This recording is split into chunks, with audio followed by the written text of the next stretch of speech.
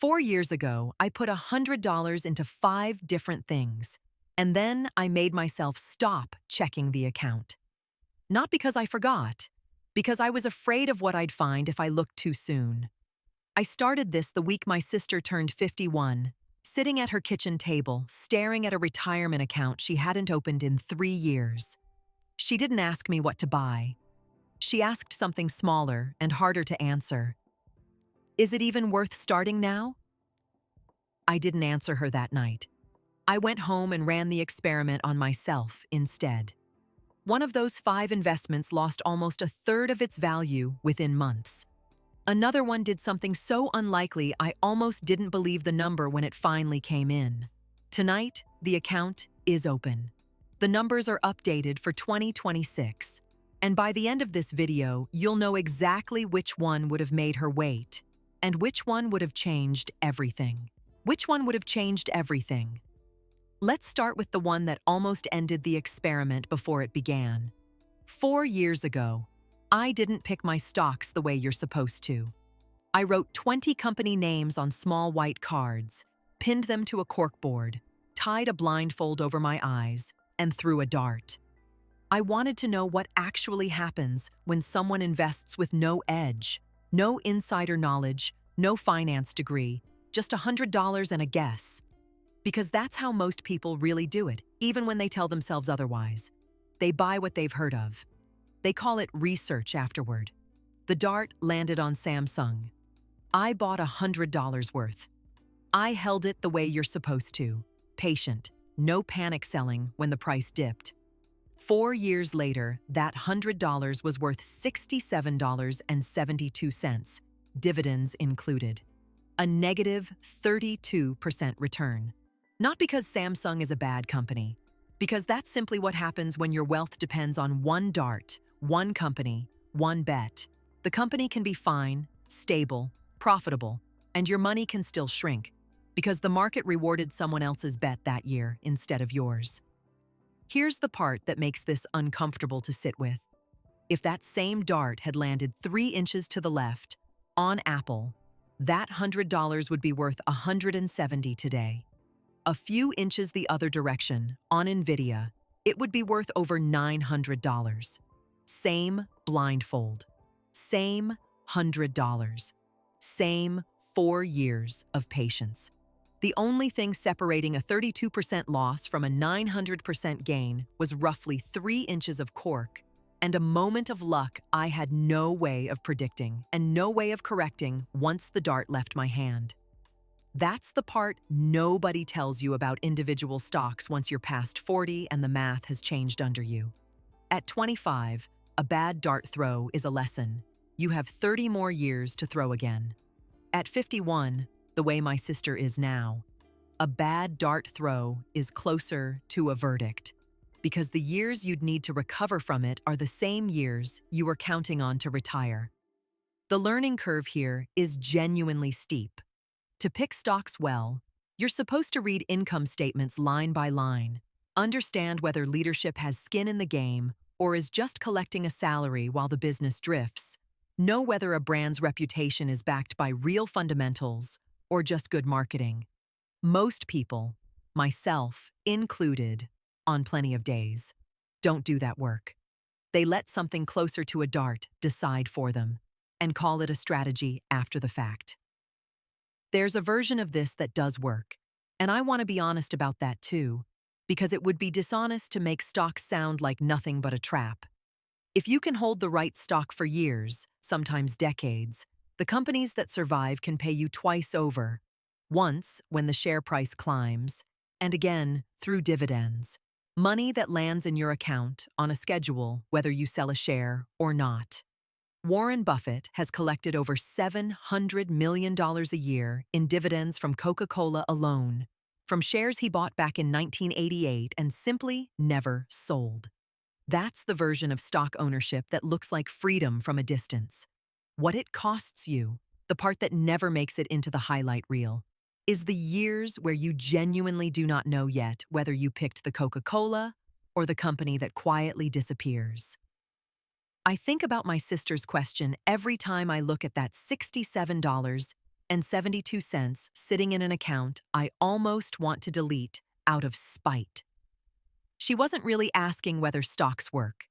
She was asking whether she could survive being wrong, at an age where being wrong costs more than it used to. And the truth I had to give her wasn't comfortable. You can do everything the textbooks say is right.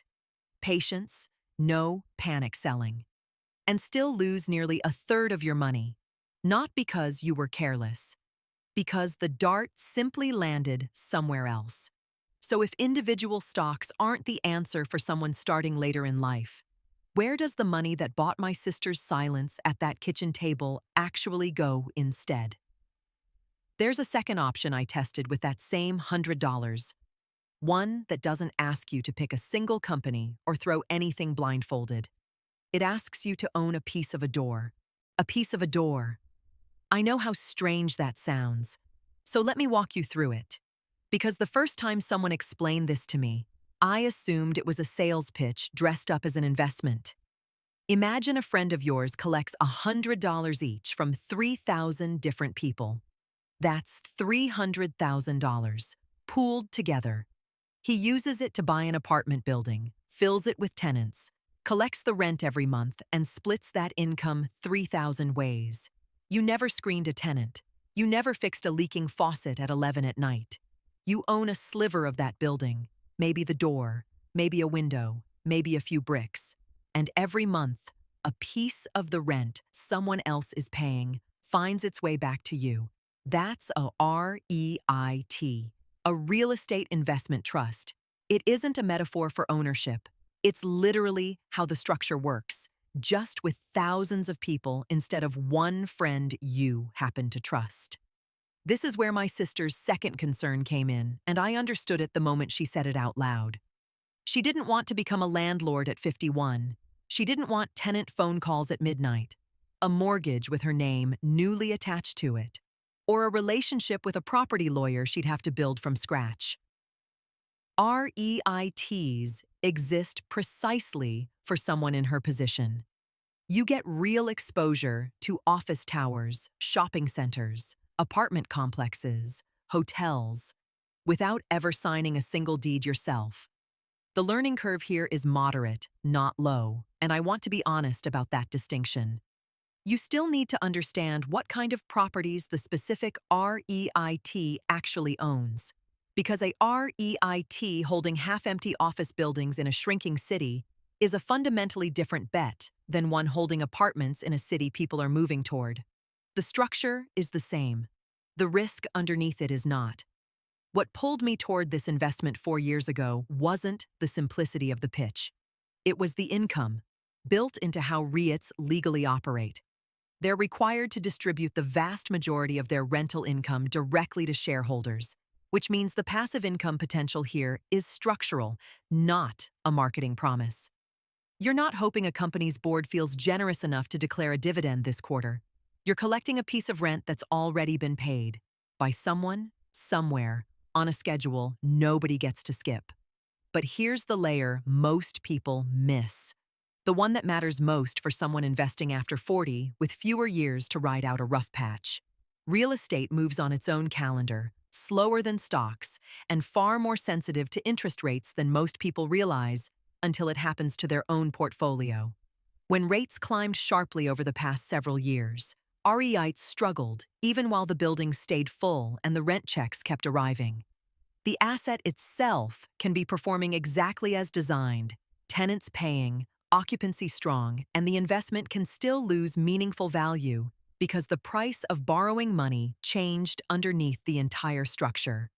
I didn't lose money the way I did with Samsung, but I learned something about REITs that no brochure ever says plainly. Patience here isn't a virtue you bring to the table. It's the entire mechanism the investment depends on. You're not betting on a dart landing in the right spot. You're betting on years, plural, doing exactly what years do to real estate while you go on living your life. My sister sat with this for a moment, then asked the question I'd been waiting for, the one everyone her son's age won't stop bringing up at family dinners. If stocks are a gamble and real estate moves this slowly, What about the thing that made some 26-year-old on the internet rich, practically overnight? I told her I'd tested that too, with the same $100, the same 4 years. And the number I'm about to show her, the number I'm about to show you, might be the most dangerous number in this entire video. Not because it's small, because of exactly how large it turned out to be. Because of exactly how large it turned out to be.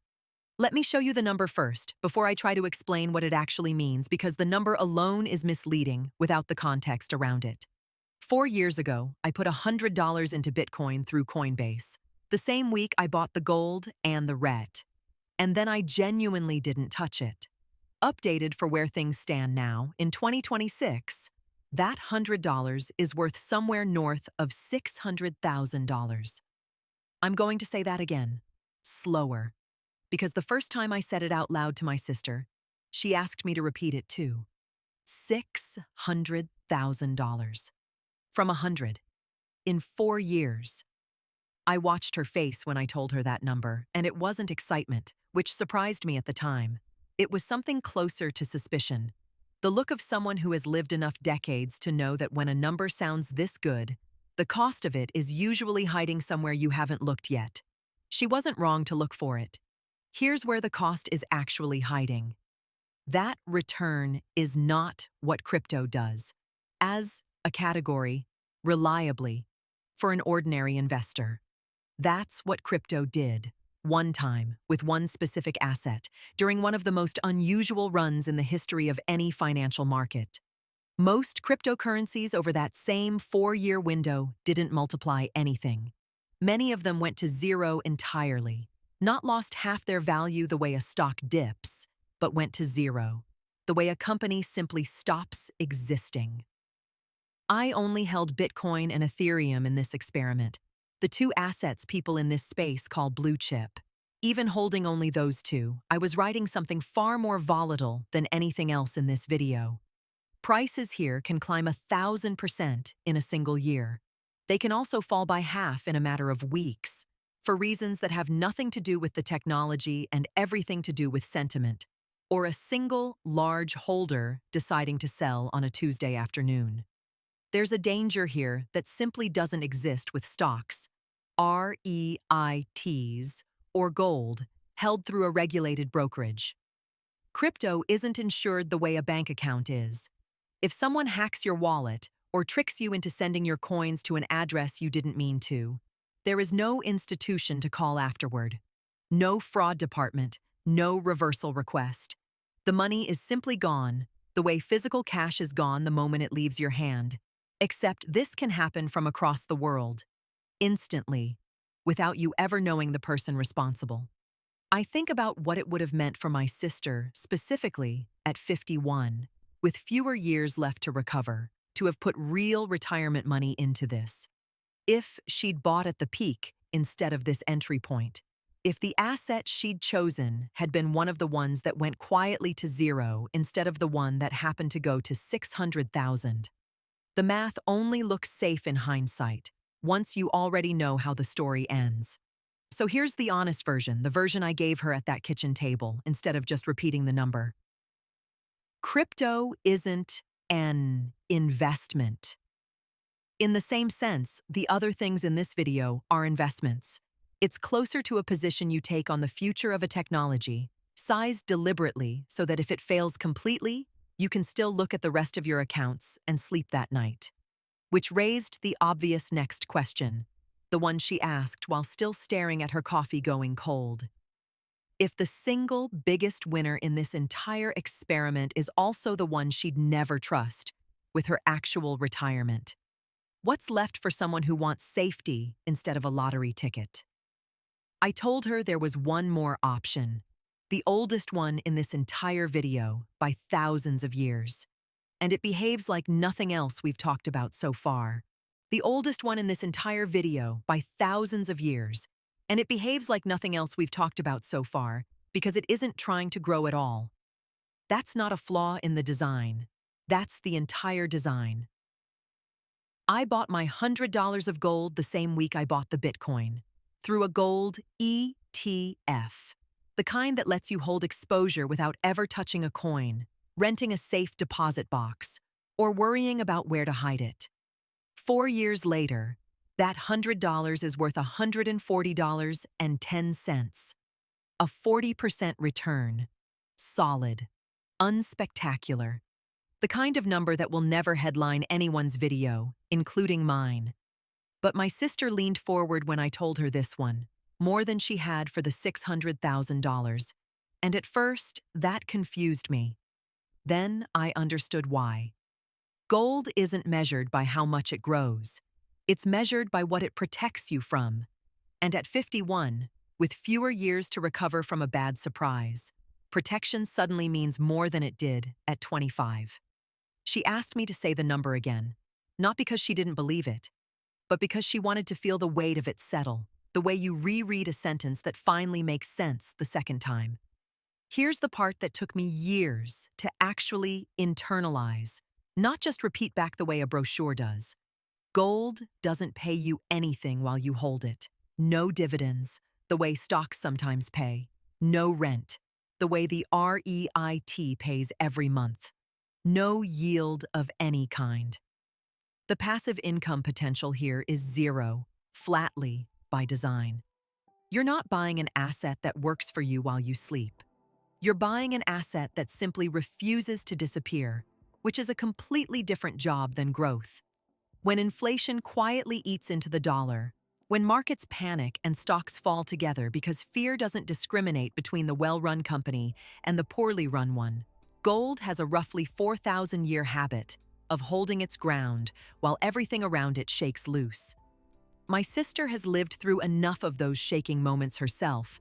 A recession that cost her a job in her 30s, a divorce that cost her half of everything in her 40s, to understand instinctively what it means to want something that simply does not move. There's a version of gold you can hold directly in your hand, coins, bars, something with weight and texture, and a version you simply own on paper, through an ETF, the way I did. The physical version carries a strange advantage almost nobody mentions out loud. It can cross a border in someone's coat pocket, discreetly, in a way other forms of wealth simply can't. I'm not suggesting you do that.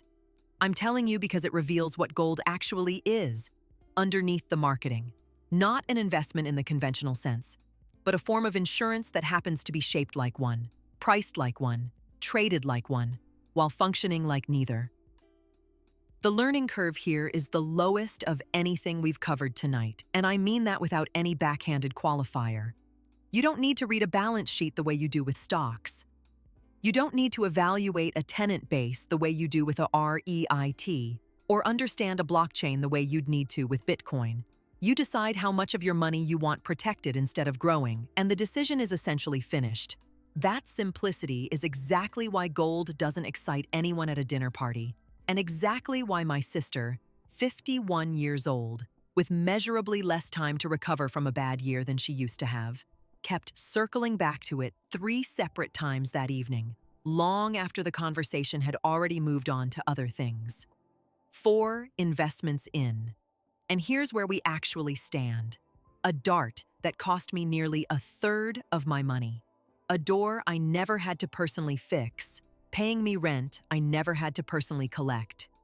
A number so strange it resists being planned around, built into anyone's retirement spreadsheet with a straight face, and an old metal that simply, stubbornly, refuses to die, asking for nothing in return except the patience to leave it alone. There's one investment left, and it's the one I haven't told you the ending to yet. The one that, when I finally showed my sister the actual number, made her go quiet for almost a full minute before she asked me the only question that ended up mattering more than the other 4 combined. She went quiet for almost a full minute. Then she finally asked me the only question that actually mattered, sitting there with her coffee long since gone cold. Why didn't you just tell me about this one first? Here's the number that made her stop talking entirely. The $100 I put into an S&P 500 index fund 4 years ago is worth $179.57 today. A 79% return.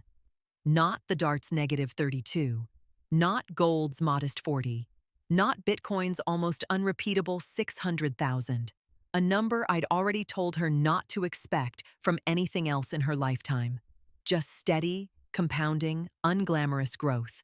The second best result of the entire 4-year experiment, sitting quietly behind the one number nobody should ever plan around. What an index fund actually is sounds almost too simple to be real money management. And I think that simplicity is exactly why people underestimate it.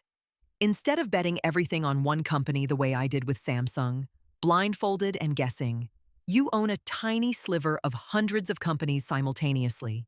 Apple, Microsoft, Amazon, and everyone else large enough to matter, all bundled into a single basket that moves with the market as a whole instead of rising or falling on the fate of any single business. Nobody is throwing a dart here. Nobody needs to read a balance sheet at midnight. The fund already did that diversification work, spread across so many companies that any single one collapsing barely moves the needle on your actual return. This is where Margaret enters the story, because I think about her every time someone tells me they're too old to start investing seriously. Margaret begins investing at 35. Her friend Diana begins at 45, exactly 10 years later. Same monthly amount, $300, same index fund, same overall market conditions. By the time they're both 65, Margaret has roughly twice what Diana has. Not because Margaret was smarter, not because she picked better funds or got lucky with timing, because she gave her money 10 additional years to compound quietly in the background while she went on living her life, mostly not watching it.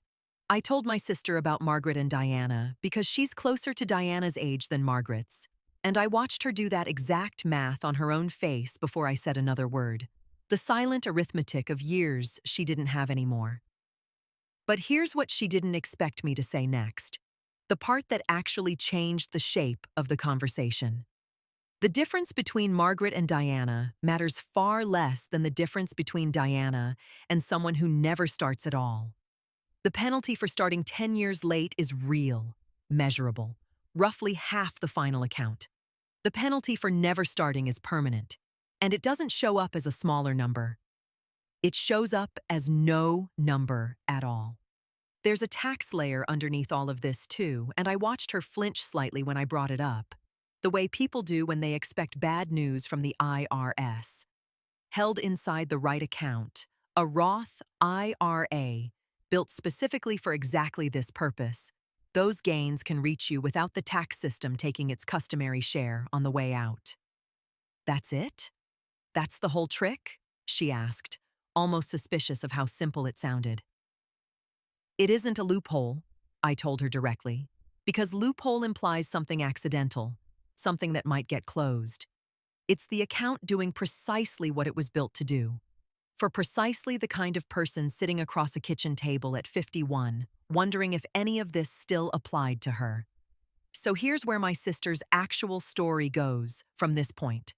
And it isn't into a single investment, the way you might expect after hearing that 79%. It's into a decision she had to make about all 5 of these things together, sized in a way that fit a woman with fewer years left to recover than Margaret ever had to worry about. Before I tell you exactly what she chose, I need to tell you something else first. Something about why I'm sharing any of this with you at all, instead of keeping it private. If you've made it this far with me, I want to invite you to subscribe to our channel and follow along every day. I don't say that to everyone watching, and I don't say it lightly. I say it because if you've sat through 4 investments, a dart, a number with 6 zeros that I told you not to expect again, and a woman named Margaret who simply started 10 years earlier than her friend, you're not someone looking for a 5-minute answer you can forget by tomorrow. You're someone willing to actually sit with the math before deciding what happens to the rest of your money. That's rarer than it sounds. And it's exactly who this channel exists for. Here's the part I haven't told you yet, the part I promised at the end of the last block. My sister didn't put all of her money into the index fund, even after seeing that 79% sitting there next to everything else. She didn't go all in on gold either, despite circling back to it 3 separate times that evening. What she actually did was something most financial advice never says out loud in plain language, because it doesn't compress into a single headline number the way buy index funds does. She split it deliberately across all 5. The largest portion went into the index fund, the steady 79%, the Margaret and Diana math, working quietly in the background for the next 15 years without requiring her attention. A smaller portion went into gold, not expecting it to grow, but so that if the market ever did what it did during the dot-com crash I lived through myself back in 1995.